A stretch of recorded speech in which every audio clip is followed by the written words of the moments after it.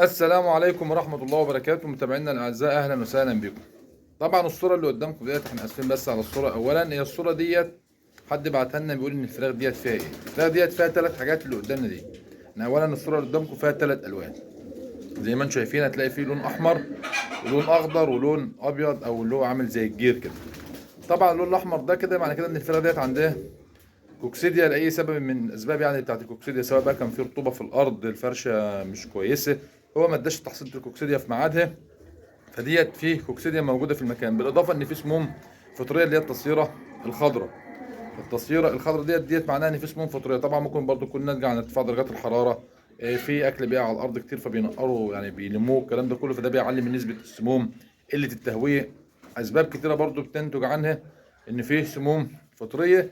وطبعا اللي هي التصيره اللي عامله زي الجير دي كلها بتبقى مثلا نتيجه البرد، لان احنا عارفين ان الجو دلوقتي الايام دي يبقى حر طول النهار، الجو حر، فالناس سايبه المكان زي ما هو، مش مظبطاه، مش عامله، مش يعني ايه، ما بتفتحش. يعني انتوا لو شايفين حتى الشباك اللي ورا ده كان فيه عليه مشمع، ده في الشتاء طبعا.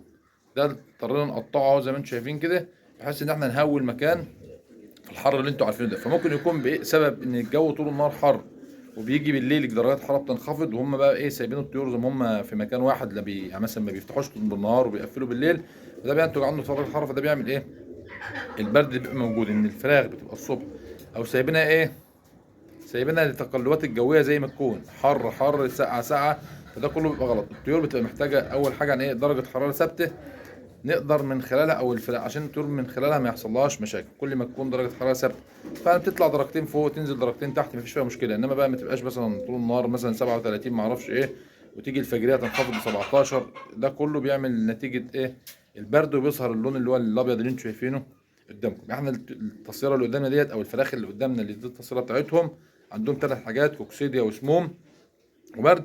فاحنا لو هنبتدي نعالج الاول كوكسيديا وسموم، هنقدر نعمل سقوة 8 ساعات ونعالج الثلاث حاجات مع بعض. يعني هننزل برد، ننزله مثلا كوليستين للبرد، اللي الصيرة البيضة ديت ننزل لها كوليستين او اوكستروسايكلين، اي حاجة من الحاجات اللي هي بتاعت البرد يعني، هننزله لها سقوة 8، سقوة سموم بعدها كوكسيديا. هنقدر نعمل كده ماشي، ما كانش يبقى هنعالج الاول الكوكسيديا والسموم، لان الاثنين دول بيأثروا على الفراخ وممكن يحصل من مكانهم نافق، ويعني ايه، يوم اتنين كوكسيديا وسموم، وبعد كده بننزل برضو جرعة البرد معانا، مفيش مشكلة. بس الافضل احنا نعالج الثلاث جرعات مع بعض 8 ساعات 8 ساعات 8 ساعات، كوكسيديا بينهم سموم بعدهم البرد، وباذن الله الدنيا تبقى كويسة. ونعتذر تاني مرة عن الصورة اللي موجودة قدامكم. السلام عليكم ورحمة الله وبركاته.